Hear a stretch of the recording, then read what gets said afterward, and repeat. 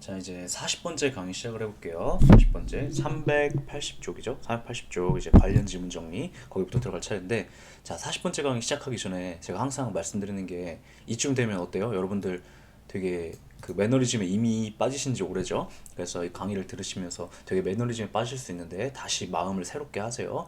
마음을 스스로 이렇게 새롭게 하셔야 돼요. 이게 아마 강의가 지금 진행 속도를 보시면 380쪽인데, 그러니까 380쪽을 시작하면서 40강을 시작하는 것이니까, 이게 아마 전체가 559쪽이죠. 그러니까 560쪽 정도 되고, 560쪽 정도 되니까 강의는 한 57, 8 정도에 끝이 날 것 같아요. 예상해보건데, 물론 60강까지 갈 수도 있을 것 같고, 60강 넘어가진 않을 것 같은데, 아무튼 그 정도까지 갈 수도 있을 것 같고. 그런데 어쨌든 그 이쯤 되면은 지금 여러분 딱 매너리즘에 빠져 있는 한복판이라고 해야 되나? 매너리즘 한복판도 아니고 매너리즘 한 3기쯤 된 상황이죠. 그러니까 되게 그냥 진도를 그냥 너는 강해라 나는 그냥 따라가겠다 막 이런 생각으로 드실 수 있는데, 그러지 마시고 새로운 마음으로 이렇게 마음을 새롭게 하셔서 강의 따라오셨으면 좋겠어요. 자, 시작해 볼게요. 380쪽이요. 자, 5번 보시면 그 공공사업의 시행으로 손해를 입었다고 되어 있는데, 자, 어디냐면 380쪽 관련 지문 정리 5번부터 볼게요. 자, 공공사업의 시행으로 손해를 입었다고 주장한 자가 보상을 받을 권리를 가졌는지 여부는 해당 공공사업의 시행 당시를 기준으로 판단해야 된다, 이렇게 말하고 있죠. 이게 무슨 말이냐면, 여기 써 있는 것처럼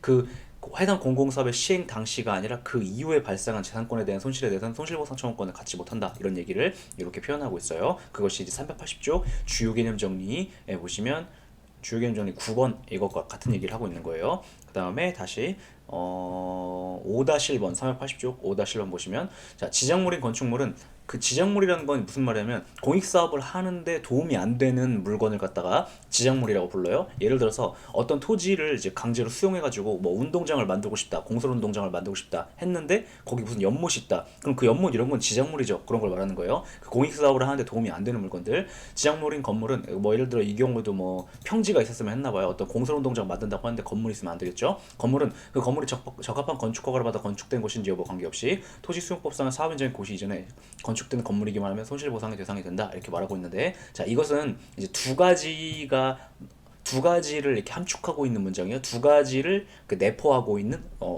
암묵적으로 전제하고 있는 거. 첫 번째, 자, 보시면 적법한 건축 허가를 받았는지랑 관계없대요. 그것도 보상이 된다라고 얘기했으니까 무허가 건축물도 보상의 대상이 된다는 걸 알 수가 있어요. 그래서 무허가 건축물도 민법상 소유권의 대상이 될 수 있기 때문에 무허가 건축물이라는 이유만으로 손실보상의 대상에서 제외되지는 않아요. 그래서 기억해 주세요. 그러니까 어떤 건물이 있는데 그것이 허가를 받은 건물인지 아닌지는 그냥 행정법적으로 관공서와의 관계에서 행정적으로 이것이 위협한 건물인지 적법한 건물인가 그것만 따지는 것이고, 사법의 영역에서는 무허가 건물도 소유권의 객체가 되고 그 다음에 사고 팔고 하기도 한단 말이에요. 그래서 그것도 재산권에, 그러니까 재산적 가치가 있는 권리의 일종이기 때문에 그 경우에도 손실보상의 대상이 된다라고 본다는 걸 첫 번째로 내포하고 있는 지문이고요. 두 번째, 토지보상법에 따른 공익사업을 하는 손실의 보상은 사업인정 고시 당시 이미 존재하는 재산권에 대해서만 이루어진다고 본다.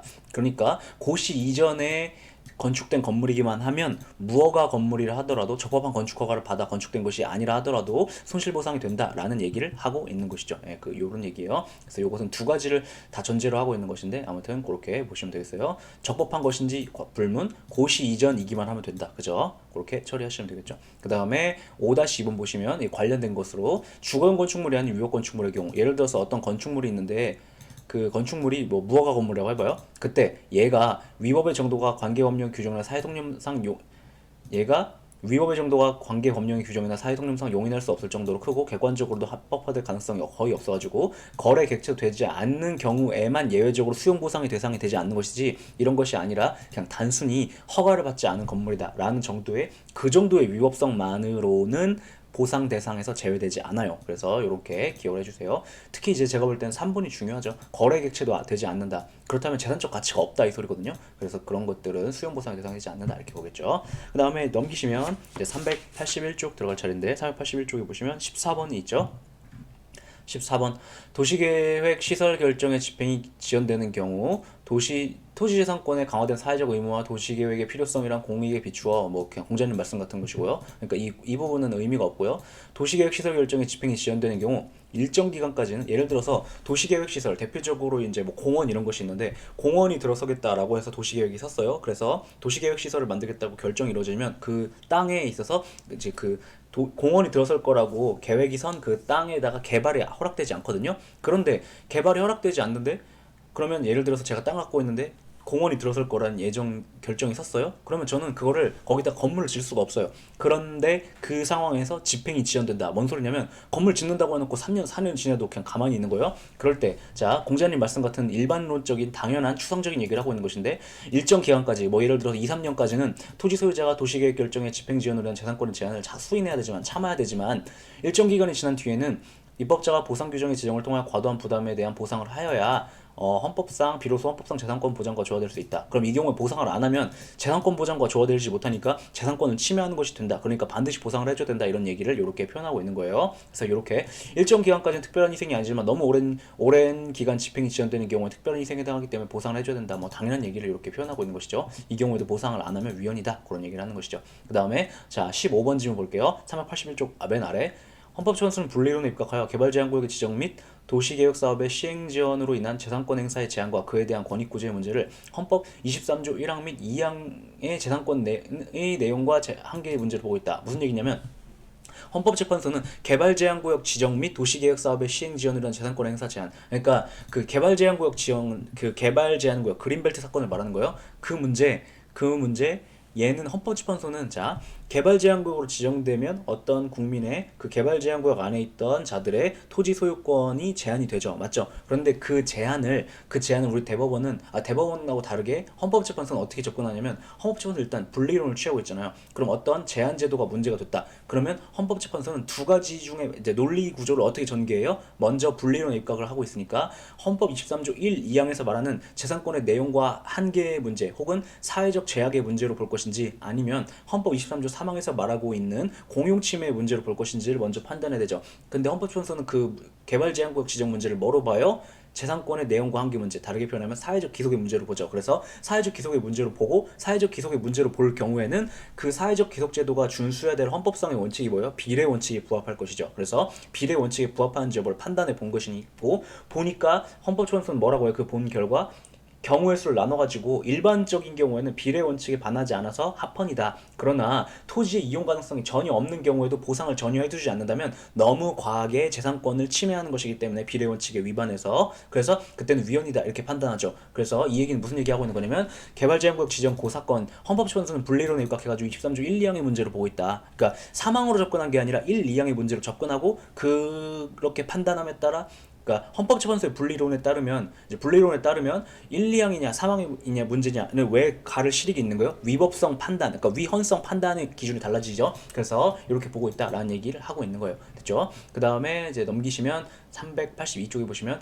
헌법재판소는 개발제한구역 지정으로 인한 개발 가능성의 소멸, 지가의 하락, 지가 상승률의 상대적 감소는 토지 소유자가 보상 없이 감수된 사회적 제약의 범죄에 속하는 것을 본다. 자, 헌법재판소는 아까 개발제한구역 지정을 뭐로 접근한다고요? 헌법 23조 1, 2항의 사회적 기속의 문제로 접근을 한대요. 그 다음 사회적 기속의 문제로 접근했으니까 그 위헌성 여부를 어떻게 판단해야 돼요? 어떻게 판단해요? 비례 원칙을 부합하는가 아니는가 이렇게 판단해야 되는데, 헌법재판소가 뭐라고 얘기한다고요? 원칙적으로 비례 원칙에 부합한다. 그래서 개발제한구역 지정은 비례 원칙 위배 여부가 존재하는지 여부로 위헌성이 판단이 되는데, 일반적으로 원칙적으로는 아무 문제가 없다라고 하고, 예외적으로 개발 가능성이 아니라 이제 그 사적 이용의 가능성이 전혀 없다라면, 그때는 예외적으로 비례 원칙이 위반돼 가지고 위헌이다 이렇게 말하죠. 근데 그 중에서 헌법재판소가 이 원칙론적인 얘기를 한 것을 출제한 거예요. 개발제한구역 지정으로 인한, 자, 개발제한구역으로 지정을 받으면 개발 가능성이 소멸된다. 무슨 말이에요? 예를 들어 제가 2층 집 건물을 짓고 있다. 그러면 2층 집 건물로는 사용하는 게 가능한데, 그게 아니라 2층 건물을 3층으로 짓는다든가 개발한다든가 이런 것은 허락되지 않는다. 그 다음에 땅값이 떨어진다. 그 다음에 지가 상승률의 상대적 감소. 무슨 말이냐면, 자, 어떤 땅이 이만큼이 있었는데 그 중에 요만큼이 개발 제한구역으로 지정됐어요. 그러면 이만큼은 지가가 상승하기는커녕 하락하죠. 근데 옆에 동네들은 개발제한구역으로 지정되지 않은 동네들은 오히려 지가가 상승해요. 왜냐하면 개발제한구역이라는, 그러니까 자연과 가까운 땅이라니까 땅인데 개발도 할 수 있죠. 그러니까 여긴 땅값이 상승한다고요. 그러니까 이 동그라미 3번은 무슨 얘기하는 거냐면, 그 개발제한구역으로 지정된 토지의 주인들이 옆집은 예를 들어서 어떤 개발제한구역 바운더리가 이렇게 경계선이 있었는데, 여기는 개발제한구역이고 여기는 개발제한구역이 아니라고 해봐요. 그러면 속 터지겠죠. 왜냐면 옆집인데 이 집은 집값이 막 올라가는데 안 올라가니까. 그래서 그런 손해가 발생할 수는 있지만 그것은 참아야 되는 손해다 이렇게 말해요. 그런데 헌법재판소가 뭐는 참아야 되는 손해가 아니라고 말하죠. 전혀 종래의 목적으로도 이용 수익 가능성이 없을 때 그건 참을 수 있는 범위를 넘어선다 이렇게 보죠. 그래서 아무튼 요 정도는 참아야 된다 이렇게 보고 있죠. 그 다음 이 18-1번 이렇게 5선지인데 강의 표시가 되어 있죠. 심리라고. 이 왜 표시 출제한 거냐면 여기 보면 지가의 하락은 그냥 참아야 되는 것이다 라고 헌법재판소 보잖아요. 근데 박현성 교수님이 지가의 하락을 그냥 일률적으로 무조건 참아야 되는 그 사회적 제약의 범주에 속한다고 본다고 에 대해서 불만을 갖고 계세요. 그러면서 박현석 교수님이 야 지가 하락이 만약에 99.999%면 어떡할 건데? 막 이런 얘기를 하시면서 내가 볼 때는 여기서 내는 박현석 교수님이요. 내가 볼 땐 지가 하락 한 20% 이상이 넘어가면 그때는 참을 수 있는 손에 넘어간다라고 봐야 된다. 참을 수 있는 제약의 범주를 넘어서는 것이라고 봐야 된다라고 자기 효과 쓰시고 난 다음에 출제가 이렇게 된 거예요. 지가 하락이 20% 이상으로 과도한 경우에 특별한 희생에 해당한다. 그러니까 이건 판례 입장은 아니잖아요. 그냥 자기 입장이잖아요. 그래서 이걸 5선지로 출제하셨어요. 이렇게도 출제가 되니까 기억을 해주시고 그 다음에 제가 맨 처음 봤을 때 20% 이게 어디서 나온 거지? 왜 이 얘기를 왜 하는 거지? 하고 봤더니만 박현석 교수님 책을 봤더니만 박현석 교수님이 예를 들면 한 20% 정도가 넘어가면 그거는 사회적 그 보상 없이 감수해야 되는 사회적 제약의 범주를 넘어서는 걸 봐야 되지 않을까? 이렇게 쓰고 계시더라고요. 그래서 네, 웃겼죠. 그 다음에 19번 아까 했던 얘기죠. 개발제한구역 지정으로 인하여 토지를 종래 목적으로 사용할 수 없거나 더 이상 법적으로 허용된 토지 이용 방법이 없다. 그럴 때에는 사회적 한계의 범위를 넘어서는 거. 그러니까 이게 무슨 얘기냐면 비례의 원칙을 위반해서 너무 심하게 제한을 한 것이기 때문에 이때는 비례의 원칙을 에 부합하도록 그러니까 너무 심한 것이 되지 않게 완화하는 보상적 조치가 있어야 된다 이렇게 말하고 있으신 것이죠. 말하고 있으신 게 아니라 헌법재판소가 이렇게 얘기하고 있죠. 그 다음에 자 20번 질문 보시면 계속 382쪽이에요. 382쪽 20번 질문. 헌법재판소는 구도시계획법상 개발지역구역 지정으로 일부 토지 소유자가 사회적 제약의 범위를 넘는 가혹한 부담이 발생하는 예외적인 경우, 예를 들어서 이게 언제예요? 이용 가능성이 전혀 없게 된 경우, 나대지에 개발제한구역 지정이 이루어진 경우죠. 에 대해 보상금을 두지 않은 것이 위헌적인 것이고 보상의 구체적인 방법은 입법자가 정해야 될 사정이라고 했다. 무슨 말이냐면 이 예외적인 경우에 대해서 아무런 보상이 없다. 그럼 재산권을 비례 원칙에 반하게 그러니까 너무 심하게 침해하는 것이어서 위헌이긴 한데 이 경우에 어떤 방식을 취할 수 있다고요? 여기 보시면은 이 19번 질문에 보시면 완화하는 보상적 조치를 취할 수 있는데 이 완화하는 보상적 조치는 반드시 돈으로 줘야 되는 것은 아니고 입법자가 입법정책적으로 결정한 사안이라고 하면서 그래서 헌법재판소가 이제 그러면 자 해설 보시면 위헌이긴 한데 너무 심해서 위헌이긴 한데 그것을 너무 심한 정도를 완화하는 조치라면 위헌이 아니게 될 수는 있는데 그 너무 심한 정도를 완화하는 그 조치는 방법이 다양하니까 우리가 이렇게 할게 위헌 결정을 때려가지고 이 법조문의 효력을 날려버리지 않고 헌법 불합치 결정을 할 테니까 국회에서 이걸 해결해라 이렇게 얘기하는 결정을 한 거예요. 그런데 그게 뭔 소린지 모르겠죠. 그러니까 무슨 말이냐면 이 헌법 하시는 분들은 다 아는 얘기인데 행정법만 하시는 분들 계시니까 설명을 해볼게요. 헌법재판소가 하는 위헌 결정에는 두 가지가 있어요. 말 그대로 문자적 의미 위헌 결정이 있고 정확히 뭐 세 가지인데 그냥 두 가지라고 할게요. 위헌 결정이 있고 위헌 결정 말고 헌법 불합치 결정이라는 게 있어요. 위헌 결정이라는 거 무슨 말이면 이 법조문에 대해서 위헌 결정을 때리면 이것은 위헌 딱 결정 내려버리면 이 법조문의 효력이 날아가는데 그거 말고 헌법 불합치 결정이라는 게 있어요. 헌법 불합치 결정은 뭐냐면 어떤 법조문이 위헌이라는 건 우리가 판단을 하는데 법조문의 효력을 날리는 게 아니라 그것과 관련된 그 법이 적용된 그 사건들을 처리를 전부 다 홀드시켜요. 그런 다음에 예를 들어서 내년 12월 31일까지 국회에서 이 위헌이라고 판단된 사항을 어떻게 처리할 것인지에 대해서 법률안을 마련해라 라고 한 다음에 법률안을 마련하면 그거에 따라 기존에 홀드되었던 사건들이 다 처리가 되게 하는 거죠. 뭐 예를 들면 지금 최근에 가장 헌법 불합치 결정이 떨어져서 문제가 됐던 것 중 하나가 뭐가 있냐면 그 낙태에 대해서 이것을 단순히 위헌이라고 판단을 했는데 그러니까 낙태 행위를 형사처벌하는 것이 위헌이라고 했는데 이게 헌법 불합치 결정을 내린 거예요. 그래서 헌법 불합치 결정을 내리면서 그러면 아예 언제나 태아를 낙태하는 것은 언제나 자유롭게 무죄라고 볼 것인가 아니면 어떻게 할 것인가는 국회에서 알아서 정해라 라고 해가지고 일단 아무런 제약 없이 언제나 유죄로 보는 것은 위헌이다. 그러나 구체적으로 그러면 어떻게 다음의 사건들을 처리할 것인지는 헌법재판소가 판단하지 않고 국회에서 정해라라고 해서 헌법불합치 결정을 했거든요. 그러니까 헌법불합치 결정은 그런 때 쓰는 거예요. 그래서 아무튼 헌법불합치 결정을 하면서 국회가 정해라 이렇게 얘기를 한 거죠. 그래서 그 개발제한구역 지정 사건도 헌법불합치 사건이 이루어졌던 사건이에요. 그것도 알아두세요. 원래 이게 헌법의 영역에서 출제를 하면 안 되는데 워낙 이 89, 214 사건, 개발제한구역 그린벨트 사건이 워낙 중요해서 구석구석 출제를 하고 있어요. 9급에서도. 그 다음에 자 10번 보시면 아까 했던 그 얘기죠. 가분개발제한구역 내에 소재한 지목은 나대지의 소유자다. 근데 아무튼 이 사람이 개발제한구역으로 지정됐다. 그럼 어떻게 구제받아야 되니? 헌법재판소는 이 경우에 취소송을 들어올 수 없고 헌법소원을 받아서 위헌 결정을 받아 보상입법을 기다려야 된다. 이렇게 보고 있어요. 이때 취소송으로는 안 된다라고 보고 있거든요. 취소송으로 다툴 게 아니라 어떻게 해야 되냐면 헌법 소원을 제기해가지고 위헌 결정을 받아서 그러면 위헌 결정에 대해서 국회에서 보상 입법을 만들겠지. 그 보상 입법을 만들면 그걸 토대로 손실보상 청구권 들어올 수 있다라고 해가지고 헌법재판소 세부 사항에 있어까지 분리론을 따르고 있는 것은 아니다 이렇게 얘기하고 있는데 그 분리론에 따르면 이 경우에 취소송 들어오라고 하거든요. 근데 그렇게 보지 않는다. 그러니까 헌법재판소는 거시적으로 큰 틀에 있어서는 분리론인 건 맞아요. 큰 틀에 있어서 분리론인 건 맞다는 건 무슨 말이냐면 헌법재판소는 어떠한 재산권을 건드리는 제도가 존재할 때 이것이 헌법 23조 1, 2항의 제도인가 아니면 23조 3항의 제도인가를 딱딱 구분해가지고 판단을 시작하거든요. 위헌성을 달리 심사하는데 그 점에 있어서는 분리론을 취하고 있는 건 맞아요. 근데 그게 아니라 이 세부상 어떻게 구제받을 수 있을 것인가에 대해서는 이 분리론하고 사실은 다르죠. 그래서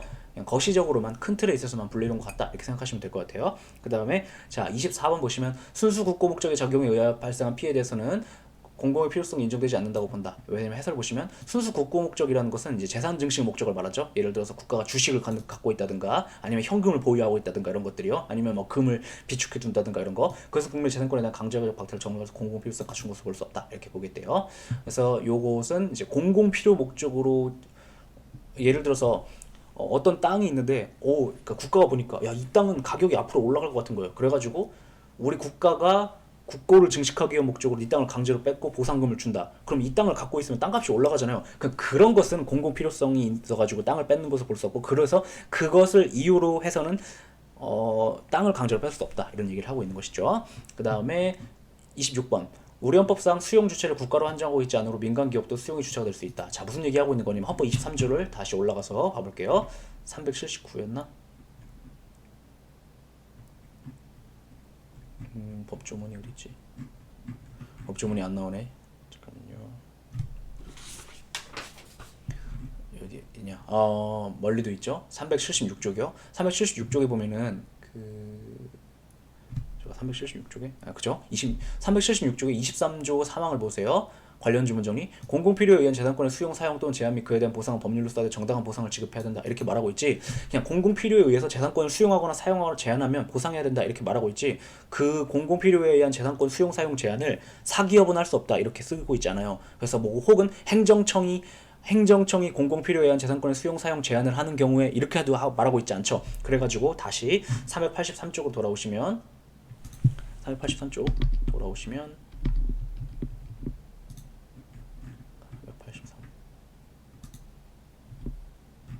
383쪽에 보시면 26번에 보시면 한정하고 있지 않다. 그래서 민간기업도 수용 주체가 될 수 있다고 봐요. 그러니까 민간기업도 공익사업을 시행할 수 있거든요. 예를 들어서 원자력 발전소를 짓기 위해서 이제 막 뭐죠? 전자회사 뭐 전남전기 막 이런 것들이 있어요. 그 전기 회사들 그런 사람들도 할 수 있다 이렇게 말하고 있는 거죠. 그 다음에 26다시 민간 기업을 같은 얘기하고 있는 것인데 그러니까 동되어 있죠. 같은 얘기 민간 기업을 토지 수용의 주체로 정하고 있는 법률 조항도 헌법 23조 3항에서 정한 공공 필요를 충족하면 헌법 위반되지 않는다. 왜냐하면 한정하고 있지 않으니까 될 수 있다 이렇게 얘기하고 있죠. 그 다음에 또 이런 얘기도 있어요. 국가든 공적기관이 직접 수용의 주체가 되는 것이든 아니면 공적기관 최종적인 허용 여부 판단, 허부 판단을 허용 여부 판단이라고 하는 것이죠. 자, 승인 결정하에 민간기업의 수용의 주체가 되는 것은 양자 사이의 공공 필요에 대한 판단과 수용 범위에 있어서 본질적 차이가 있는 것은 아니다 이렇게 말하고 있어요. 그러나 자, 요건 또 기억해 주셔야 되는데 뭐냐면 그 민간 기업이 그러니까 사업 시행자가 사인인 경우 같은 말이에요. 여기에 민간 기업이 사업 시행자가 되는 경우를 이렇게 표현해요. 그때는 이제 공익적 우월성이 갖춰지는 경우 외에 그 사업 시행으로 획득할 수 있는 공익이 현저히 혜택되지 아니하도록 보장한 제도적 규율이 갖춰야 된다. 이렇게 공자님 말씀 같은 걸 하고 있어요. 무슨 말이냐면 민간 기업도 수용의 주체가 될 수는 있는데 민간 기업이 수용 주체가 되면은 민간 기업이 사실은 공익을 이유로 국민의 재산권을 박탈한다라고는 하는데 사실은 얘네들은 공익을 위해서 일한다기보다는 사실은 사익을 위해서 일하는 기업이잖아요. 그러니까 공익을 위해 일한답시고 사익을 위해 일할 가능성이 높기 때문에 공익이 현재 혜택되지 않도록 그런 제도적 장치를 갖추긴 해라. 이렇게 공자님 말씀 같은 것을 하고 있죠. 그래서 이런 것이 있다. 뭐 해설은 뭐 안 보셔도 될 것 같아요. 그 다음에 27번 질문.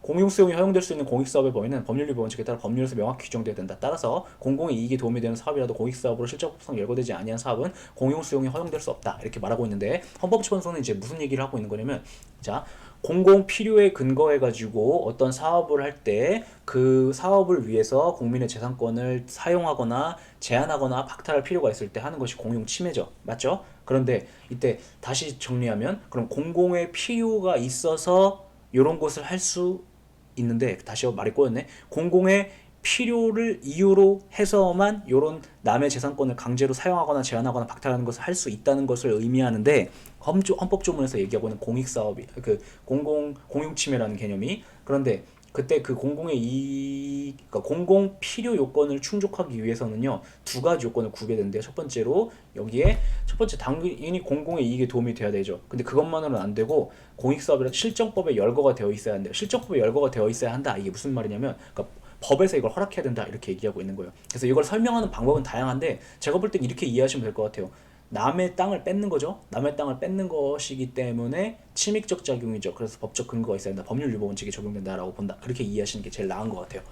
그렇게 기억하시면 될 것 같아요. 아니면은 다시 아까 376쪽이었나?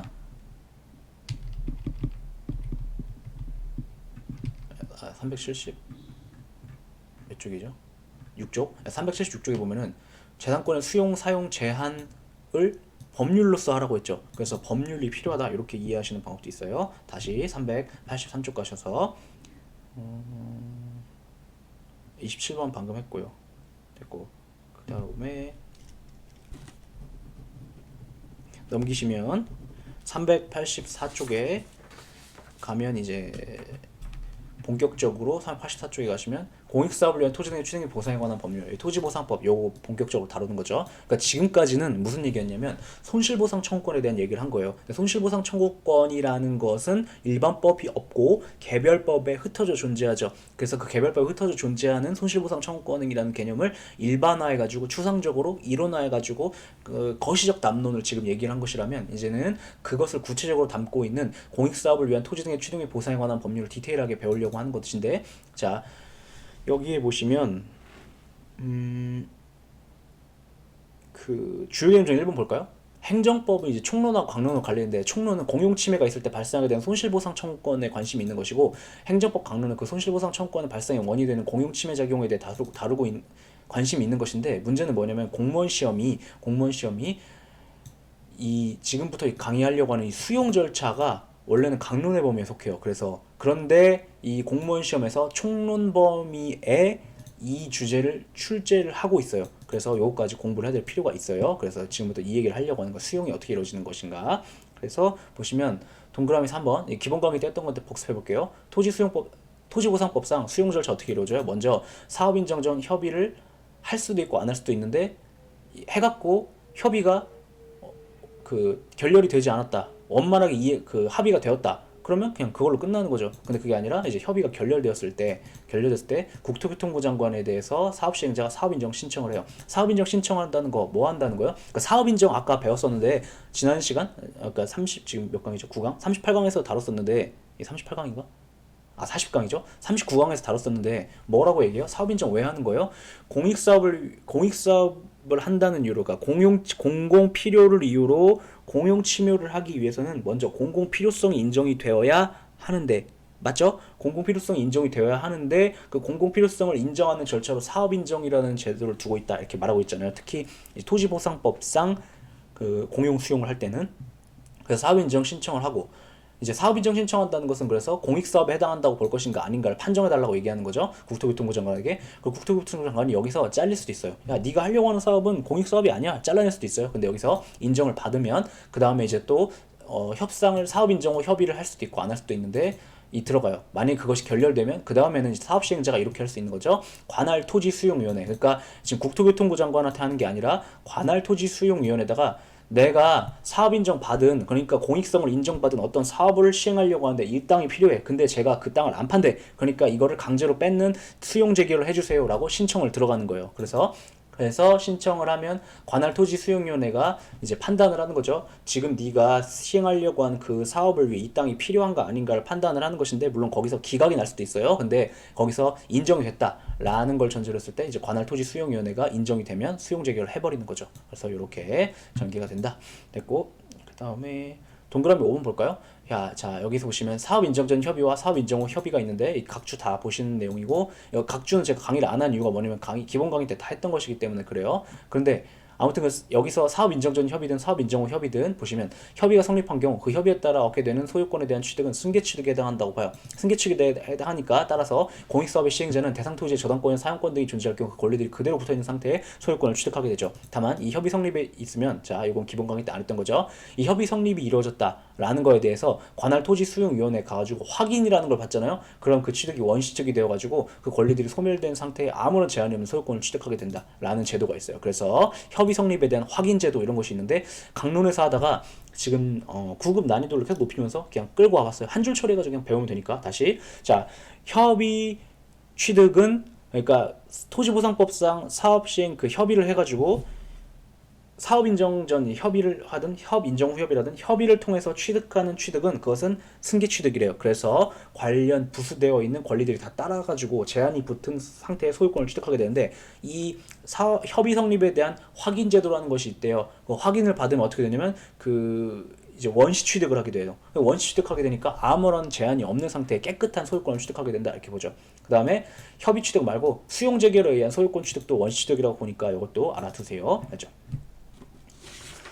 그 다음에 385쪽에 동그라미 7번 잠깐 보시면, 자, 그럼 수용재결이라는 게 있는데, 이거에 대한 잠깐 요거에 대한 얘기를 하자면, 수용재결을 받으면 그럼 곧바로 소유권이 넘어가는 것인가? 그게 아니라, 수용재결이 있은 날 토지 소유권이 사업자에게 이정되는 게 아니라, 수용재결에서 수용 개시라는 걸 정해요. 수용이 시작되는 날, 그 수용 개시라는 걸 정하는데, 예를 들어서 다음 달 1월 1일 그러면 그때까지 사업 시행자가 보상금을 지급해야 되고, 만약에 안 하면 수용재결 효력이 날라가요. 그리고 보상금을 지급해야만, 근데 예를 들어 다음 달 1월 1일이라고 수용 개시를 정했는데, 그 다음 달 1월 1일이 되기 전에 사업 시행자가 돈을 줬다. 그러면 수용 개시일에 곧바로 이전하게 돼요. 그래서 이렇게 되는 거니까 기억을 해주세요. 조건부예요, 조건부. 보상금을 지급해야 돼요, 사업 시행자가. 그 전에 그렇게 규정이 있다. 그다음 관련 조문 정리 있는데, 관련 조문 정리는 잠깐 얘는 이제 문제가 될 때 볼게요. 문제가 될 때 나중에 또 혼자 보셔도 될 것 같기도 하고. 관련 지문 정리 보시면, 자, 1번 볼까요? 공익사업을 위한 토지 등의 취득 및 보상하는 법률에 협의 취득은 사업상 법률행위이므로 당사자 사이의 자유로운 의사에 따라 채무불이행 책임이나 매매대금, 과부족에 대한 지급 의무를 약정할 수 있다. 자, 무슨 얘기하고 있는 거냐면, 협의 취득이 뭐죠? 토지보상법상 협의 취득이라는 게 협의로, 그러니까 사업 인정 전 협의든 사업 인정 후 협의든 아무튼 협의로 당사자 간의 의사가 부합해가지고 이루어진 그 협의에 따라 취득하게 되는 소유권 취득을 이렇게 협의 취득이라고 하는 거죠. 그런데 이 협의 취득은 공법상 계약인가 사법상 계약인가가 문제가 되는데, 우리 대법원은 사법상 계약이라고 봐요. 왜냐면 개인과 개인 사이에 그냥 당사자 의사합치에 따라 그냥 이루어진 것이니까. 그래가지고 사업상 법률행위라는 얘기를 표현하고 있는 게 그 얘기고요. 그런데 사업상 법률행위 혹은 사업상 계약이다. 그러면 뭐의 지배를 받죠? 사적 자치의 원칙의 지배를 받죠. 사적 자치의 원칙의 지배를 받는다는 게 무슨 말이에요? 나와 관련된 법률 관계는 내가 원하는 대로 형성하고 할 수 있게 한다라는 것이 사법의 대원칙이에요. 그래서 어쩌라고, 자유로운 의사에 따라 만약에 약정한 거 네가 돈 안 주면 어떡할 건데, 막 이런 거. 그 다음에 매매대금을 줬는데 약간 모자란다, 그럼 어떡할 건데, 이런 의무를 약정할 수 있다. 그러니까 마음대로 정할 수 있다. 왜냐면 사법상 법률행위니까 그 얘기를 하고 있는 것이고요. 그 다음에 2번도 같은 얘기를 하는 거예요. 이 보상합의 나오는데, 이 보상합의라는 것은 협의 취득할 때 그 협의에서 보상액을 얼마로 하긴 합의를 말하는 거죠. 얘도 똑같이 사업상 계약이니까 마음대로 정할 수 있다. 예. 그 법 소정의 보상 기준에 의하지 아니야. 그 법에 따라 굳이 법에서 이만큼 보상해라라고 규정하고 있을 때 그렇게 꼭 그 액수에 맞춰서 할 필요는 없고, 마음대로 니네 둘의 의사만 합치는다면 마음대로 할 수 있다, 그런 얘기를 하는 것이죠.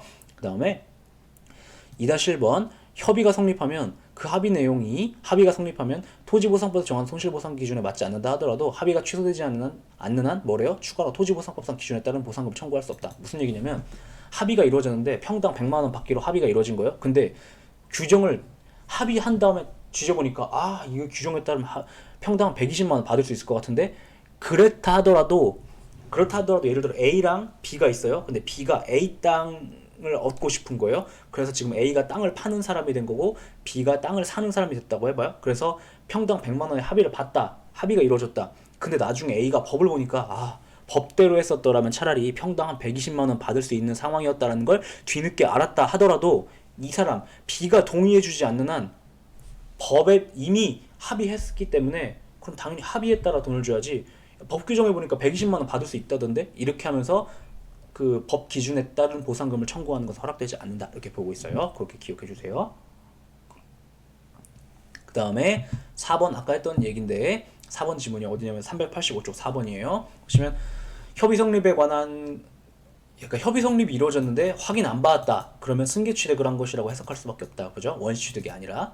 그 다음에 반대로 협의 취득으로 인한 어쩌고 저쩌고 승계 취득이지만 확인이 있었다면 원시 취득이다. 이렇게 보고 있어요. 지금 보시면 국가일 7급에 나왔죠. 그래서 얘가 여전히 강론의 범위로 출제된 것이긴 한데 제가 볼 때는 앞으로 난이도를 높이면서 뭐 특별히 행정법 총론의 난이도를 높일 수 있는 방법이 뭐가 있겠어요. 그냥 범위를 추가하는 것 뿐이에요.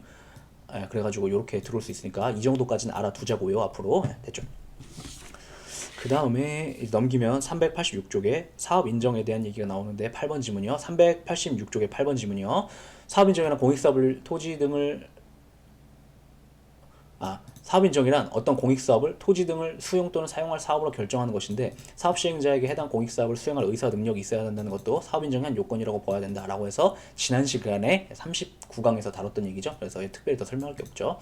그 다음에 39번 보시면 사업 시행자가 사업 인정을 받은 후 그 사업이 공용 수용을 할 만한 공익성을 상실하거나 어긋나게 됐거나 아니면 의사 능력을 상실하였음에도 사업 인정에 기하여 수용권을 행사하는 것은 수용권 남용에 해당하여 허용되지 않는다. 무슨 얘기하고 있는 거냐면 이 얘기하는 거죠. 사업 인정 요건은 사업 인정 있고 난 후에도 그러니까 사업 인정을 받기 전에도 구비해야 되지만 그리고 받을 당시에도 구비해야 되면 받고 난 다음에도 계속 유지가 돼야 된다. 그 다음에 사업 인정 을 받고 난 다음에 요건을 상실했는데도 불구하고 수용을 하려고 한다. 사업 인정 나는 받은 사람이야 라면서 그러면 그건 권리 남용으로서 허락하지 않겠다라고 보고 있죠. 그 다음 10번 보시면 사업 인정의 효력 발생 요건인 사업 인정 고시는 준법률행위적 행정행위 통지에 해당한다. 무슨 말이냐면 자 기본 강의 때 했던 얘기 복습해 볼게요. 사업 인정 고시가 있어야 효력이 생겨요. 다시 사업 인정을 받았다. 그걸 외부에 알리는 고시가 있어야 비로소 사업 인정의 효력이 생겨요. 그 점에서 사업 인정 고시는 효력 발생 요건이기도 해요. 맞죠? 근데 얘는 그 자체가 사업 인정 효력 발생 요건인 동시에 준법률행위적 행정행위 통지에 해당하기도 해요. 그게 무슨 말이냐? 얘는 사업 인정 고시에는 사업 인정에는 없었던 독자적인 추가적인 법률상의 효력이 인정된다고요. 그 무슨 말이냐면 자 통지에는 세 가지가 있어요. 통지에는 세 가지가 있다. 첫 번째 그냥 단순한 사실행위로서 그냥 알려준 행위인 통지가 있고 그 다음에 어떠한 행정행위의 일부로서 효력 발생 요건인 통지가 있고 그거 말고 독자적인 독립한 어떤 행정행위와 독자적인 독립한 행정행위로서의 준법률행위적 행정행위 통지가 있죠. 이렇게 세 가지가 있죠. 그런데 사업인정의 고시는 효력 발생 요건이기도 하면서 준법률행위적 행정행위 통지이기도 하대요. 그래서 자 10-1번 보세요. 뭘 출제하는 것인가? 토지 수용에 있어 사업인정의 고시는 이미 성립한 행정의 효력 발생 요건의 통지에 해당한다. 뭐가 틀렸다는 거지? 그러니까 얘는 독자적인 행정행위로서의 통지에 해당한다고 봐요. 그러니까 여기에도 해당하지만 여기에도 해당한다고요. 그래가지고 얘는 그래서 이게 5선지가 되는 거예요. 이게 5선지가 되는 게 그것 때문이다. 기억을 해주세요.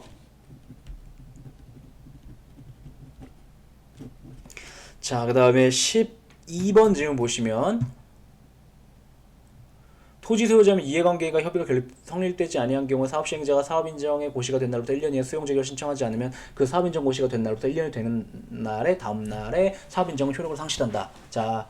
보시면 해설 보시면 바로 이해가 될 텐데 사업 인정 고시가 있고 난 다음에는 개발 대상 토지에 대해 이제 건물 신축 금지 등 각종 제한이 따라붙게 되기 때문에 그러니까 어떤 토지가 있는데 그거에 대해서 사업 인정 고시가 있게 된다. 그럼 제한이 붙어요. 근데 제한이 붙는데 국민으로서는 그렇게 별로 억울하지 않아요. 왜냐면 어차피 이 땅을 사줄 거니까. 그런데 안 사준 채로 계속 질질 끈다. 그러면 돈도 못 받고 있고 제한도 받고 있고 억울할 수 있죠. 그래서 얼른 끝을 내라. 그러나 그 시한을 얼른 끝을 내야 되는데 그 시한을 얼마로 주겠다? 1년으로 준 거예요. 그래서 이렇게 장기간 지속되지 못하게 하는 취지에서 사업인정 고시가 된 날부터 1년 내에 하지 안 그러면 효력이 날아간다. 사업인정 고시 효력이 날아간다. 이렇게 규정이 있으니까 기억을 해주시고요. 그 다음에 12-2번인데 같은 취지죠. 사업시행자는 사업인정이 실효됨으로 인하여 토지 소유자나 관계인이 입은 손실을 보상해야 된다. 무슨 말이냐면 그러면 1년이 지나면 어떻게 되는가? 손실보상도 해줘야 돼요. 그 1년 동안 토지를 못 쓴 것에 대해서 이렇게 말하고 있어요. 그래가지고 얼른 이렇게 사업이 진척되게, 예.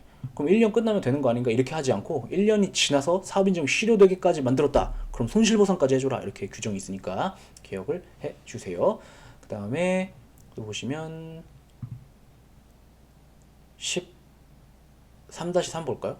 13-3번 보시면, 자, 국토교통부 장관이 사업인정 고시를 누락한 경우 이를 절차상의 위법으로서 이러한 하자는 사업인정 단계에 다툴 수 있는 취소사유에 해당하나 그 사업인정 자체를 무효로 할 중대하고 명백한 하자라고 볼 수 없으므로 이와 같은 위법을 들어 수용직의 처분에 취소를 구하거나 무효를 구할 수 없다. 자, 변호사 시험에 나왔는데 이게 제가 볼 때는 이게 비판의 취지로 출제가 된 거거든요. 비판의 취지. 자, 첫 번째 설명을 해볼게요.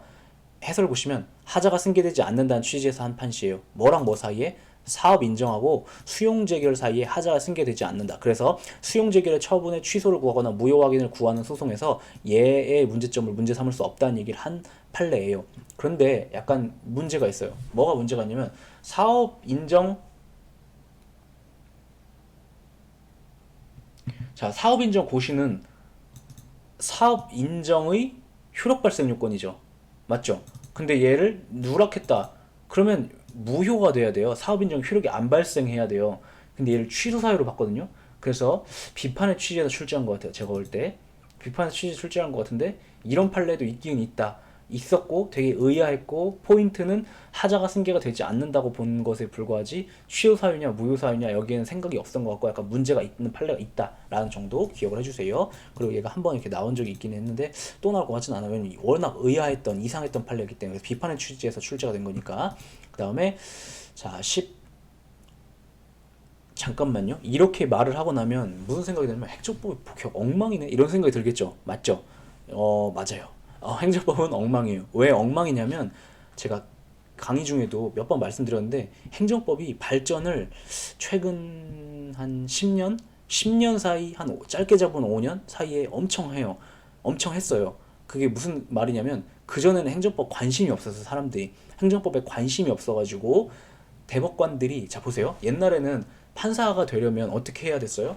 판사가 되려면 사법시험을 봐야 됐죠. 그리고 그 사법시험을 보신 분들이 현재 대법관으로 앉아 있었겠죠. 그리고 현재 대법관뿐만 아니라 한 여기 보시면 2002, 5일 사이니까 한 20년 전 대법관들이죠.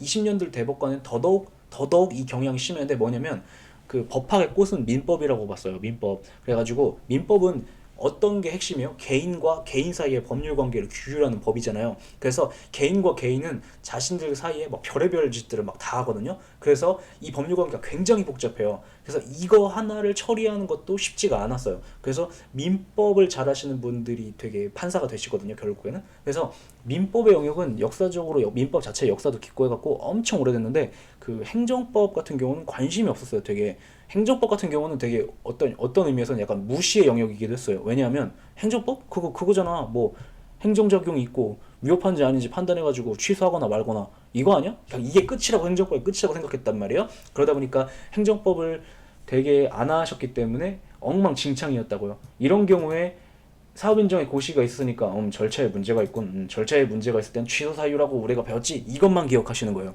그러니까 사업인정 고시가 누락됐다. 그러면 얘가 효력 발생 요건이라고 생각 안 하고 단순히 절차상의 적법 요건을 결여한 상황이 아니라 효력 발생 요건을 결여한 상황인데 이런 걸 그래서 취소 사유가 아니라 무효 사유로 봐야 된다. 이런 걸 생각 못 하신 거죠. 옛날에는 20년 전만 해도. 그래서 이런 판례가 나온 건데 다시 무슨 얘기하고 싶은 거냐면 엉망이었어요. 그래서 좀 어느 정도 그런 점들은 좀 감안해서 보아주셔야 돼요. 아마 이 출제위원도 2014년 출제했는데 14년 전 걸 굳이 끌고 와가지고 이 지역적인 걸 출제한 이유는 그런 취지가 아닐까, 비판의 취지로 출제한 것이 아닐까 이렇게 보여요.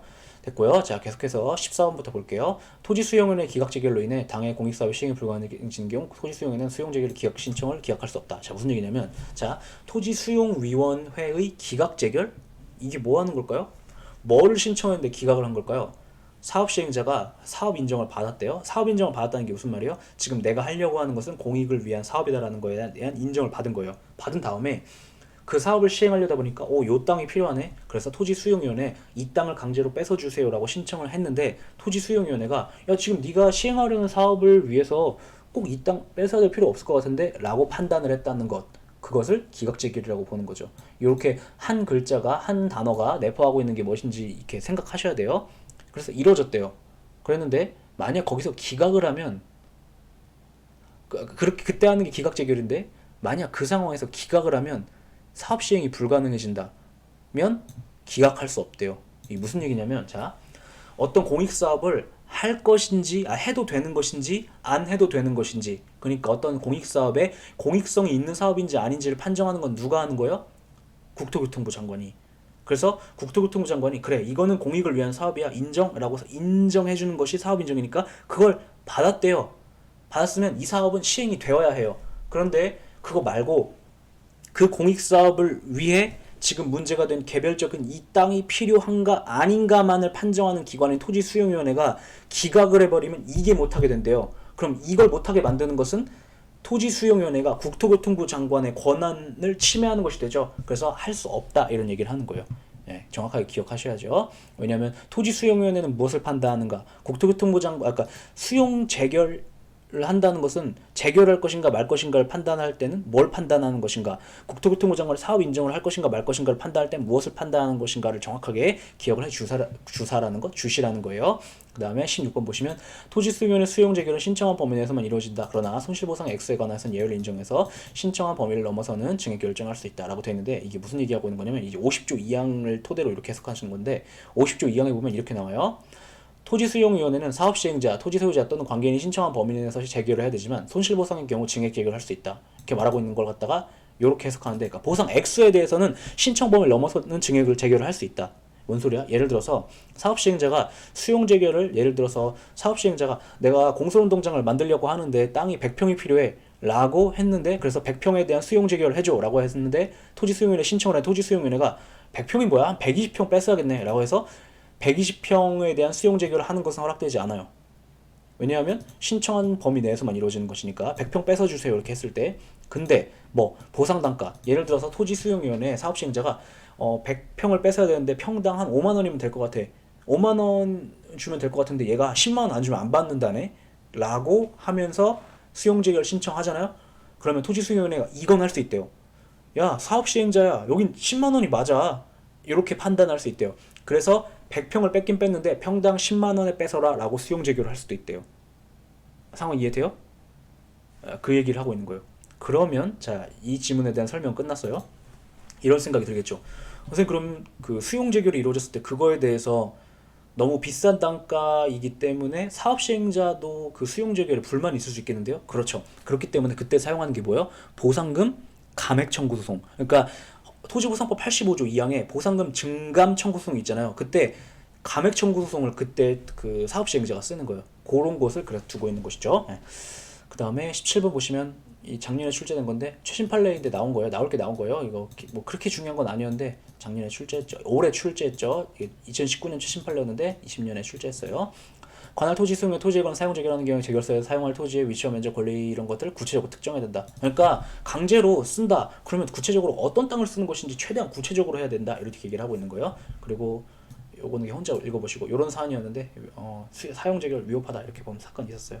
그 다음에 18번 보시면 협의가 성립되지 않았을 때라 하더라도 피수용자인 토지 소유자 및 관계인이 직접 수용 재결을 신청할 수는 없고 서민으로 사업 시행자에게 재결을 신청할 것을 청구할 수는 있다. 자 무슨 얘기냐면 자 수용 재결 신청과 관련된 건데 수용 재결 신청 언제 하는 거예요? 사업 시행자가 지금 이 땅이 꼭 필요한데 이거 평당 100만 원에 팔아라 이렇게 얘기했는데 토지 소유자가 어떻게 한 거야? 뭐라는 거야? 평당 200만 원 줘야지 라고 하면서 야 그러면 내가 150만 원 줄게 했는데 사업 시행자가 토지 소유자가 안 돼 200만 원. 아 그럼 170만 원 줄게 안 돼 200만 원. 에이 그럼 나도 안 해. 이렇게 되는 경우. 그래서 토지 소유자랑 협상이 이루어지지 않았을 때 그때 사용하는 게 수용 재결 신청인데 수용 재결 신청이라는 것은 토지 수용 위원회한테 가가지고 야 이거 강제로 뺏는 재결인 수용 재결을 내려줘 이걸 신청을 하는 것을 수용 재결 신청이라고 하죠. 근데 이것은 누구만 할 수 있다고요? 토지 소유자가 아니라 사업 시행자만 할 수 있고 토지 소유자는 이걸 할 수가 없고 토지 소유자는 이것만 할 수 있어요. 토지 소유자는 자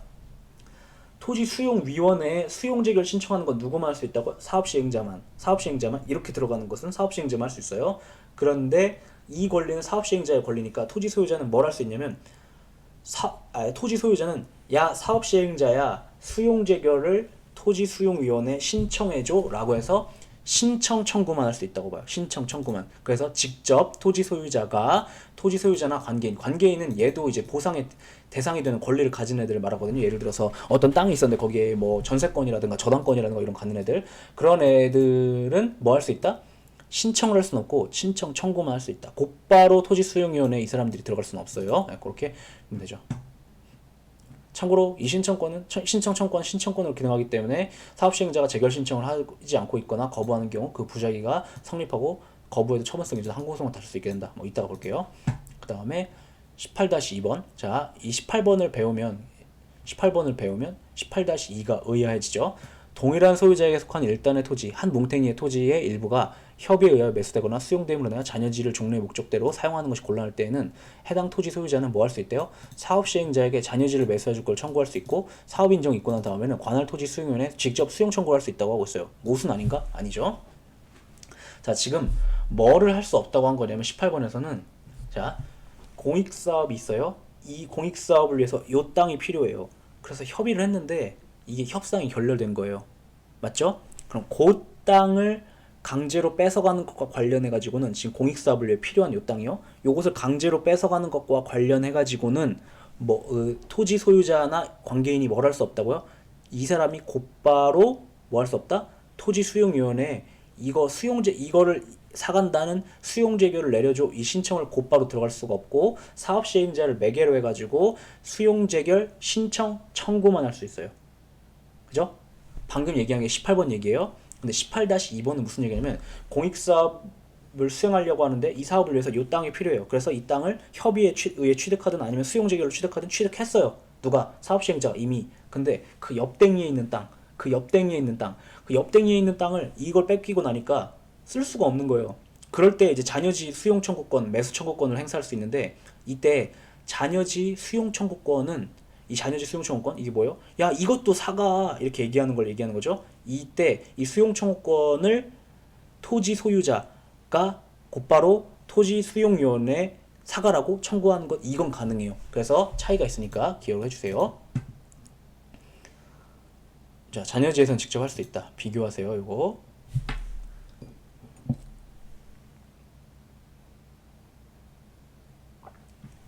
그 다음에 19번 볼게요. 자, 공익사업 있고 이 공익사업을 위해 요 땅이 필요한데 협상이 결렬됐어요. 그때 사업시행자가 있고 토지등 소유자가 있는데, 토지등 소유자가 사업시행자한테 야, 이거를 재결을 내려달라고 토지수용위원회에 신청하라는 청구를 한 거예요. 그랬을 때 이걸 받으면 어떻게 되는데, 그걸 받으면 60일 이내에 관할 토지수용위원회 재결 신청을 해야 될 의무를 사업시행자는 부담하게 돼요. 그 점에서 요 재결 신청 청구권이 의미가 있게 돼요. 법적인 효력을 그렇게 가져요. 근데 20번 보세요. 사업시행자가 손실보상의 대상에 해당하지 않은 재결 신청 대상이 아니라는 이유는 상관없어요. 수용 재결 신청을 했어요. 그러면 아까 토지 소유자가 사업 시행자한테 수용 재결 신청을 했다고 해봐요. 그럼 이 사람은 60일 이내에 재결 신청을 해야 되죠. 근데 배째라고 안 해요. 그럼 어떻게 되냐면 이 수용 재결 신청 청구권이 신청권으로 기능해가지고 이 거부행위의 처분성이 인정돼요. 그래서 항고소송으로 써야 된다고 봐요. 기억해주세요. 항고소송으로 써야 된다. 그래서 뭐 오선지로 어떻게 나와요? 민사소송의 방법으로 재결 이행을 청구할 수 있다. 틀렸죠? 항고소송 들어가야 돼요. 항고소송. 그 다음에 지금 출제가 딱 요렇게만 됐는데 저는 이것의 배후에 있는 요거까지 끌고 온 거예요. 요거까지 앞으로 들어올 것이니까 기억을 해주세요. 이 논리가 나오는 이유는 얘네 둘 때문이다 라는 것도 기억해 주시고, 그 다음에 이제 22번 가볼까요? 마지막 질문 보시면 토지 소유자나 관계인의 재결 신청 청구가 적법해서 사업 시행자가 재결 신청을 할 의무가 있는지. 그러니까 토지 소유자나 관계인이 재결 신청을 해달라고, 그러니까 토지 수용위원회에 재결 신청을 해달라고 사업 시행자에게 재결 신청 청구를 했어요. 그러면 이 토지 소유자는 토지 소유자가 아니라 사업 시행자는 60일 이내에 재결 신청을 해야 될 의무를 부담하는데, 이때 의무를 언제나 부담하는 것은 아니고 이 재결 신청 청구가 요건을 구비해야 돼요. 뭐 예를 들어서 협의를 해봤는데 그것이 결렬되었다든지 등의 요건. 그래서 그것이 있는지 여부는 거부처분 취소소송이나 부작위 파기소송의 본안에서 사업시행자의 거부처분이나 부작위 적법한가를 판단하는 단계에서 고려할 요소지 소송요건 단계 심사할 것이 아니다. 무슨 얘기냐면, 자, 토지 소유자가 있고 사업시행자가 있고 관할 토지수용위원회가 있어요. 토지 소유자가 사업시행자를 상대로 야, 이거 수용재개를 내려달라는 신청을 하라고 청구를 했어요. 그러면 이 청구권이 신청권으로 기능해가지고 이것을 거부하면 혹은 아무것도 안 하고 배째라고 가만히 있으면, 그러면 이것이 신청권으로 기능해서 처분성이 인정된다고 했죠. 부작위가 그러니까 항고송의 대상인 부작위가 되거나 거부에 대한 취소의 객체인 거부처분이 되거나 한다고요. 그래서 항고소송으로 싸우게 되는데 이때 항고소송을 제기했어요. 제기했는데 먼저 사업시행자가 재결 신청을 해야 될 의무가 있는지 여부는 본안 판단 요소지 소송 요건의 판단 단계가 아니래요. 뭔 소리냐 해설 보시면, 거부처분이나 부작위는 어떤 처분을 해야 될 의무가 있음에도 불구하고 정당한 이유 없이 이걸 하지 않는 경우에 위법해지죠. 맞죠? 그래서 다시 자, 이렇게 설명할게요. 지금 항고소송을 제기했대요. 무슨 항고소송을 제기하냐면, 이 거부를 한 경우에는 거부 처분이 생겼으니까 거부 처분 취소송을 들어갔을 테고, 아무것도 안 했을 때는 배째라 그랬을 때는 부작위니까 부작위 파기소송을 제기했겠죠. 그런데 자, 그럼 본안에서 지금 원고가 판단해달라는 거 뭐예요? 거부 처분이 위협한지 혹은 부작위가 위협한지 판단해주세요, 이렇게 얘기하는 거잖아요. 근데 거부 처분이나 부작위는 언제 위협해지냐면, 정당한 이유가 없는데도 의무가 있는데 정당한 이유 없이 안 했을 때 위협해진다고요. 그럼 이것은 자, 거부 처분이나 부작위가 위협한지 아닌지가 판단의 이 재판 소송에서의 결론이죠. 그럼 그것은 어디서 판단이 이루어져요? 본안에서 판단이 이루어지겠죠. 그런데 자, 본안에서 판단이 이루어지는 것이니까 의무가 존재하는지 여부는 본안 판단 사항이지 소송 요건 단계 심사 요구가 아니다, 이런 얘기를 하고 있는 거예요. 그렇죠? 그 얘기. 뭔가 약간 낯설고 의아한 부분일 테지만 읽어보시면 당연한 얘기예요. 그래서 자, 아무튼 다시 18번 그리고 19번 20번 20-1 20-22가 다 연결되는 주제예요. 요거 묶어가지고 기억해 주세요. 지금 출제는 안 되는데 최신 판례로 나왔고 난이도 높이자면 지금 여기까지 앞으로 들어갈 거예요. 이 복잡한 법리까지. 그러니까 기억을 해주세요. 네, 쉬었다가 할게요.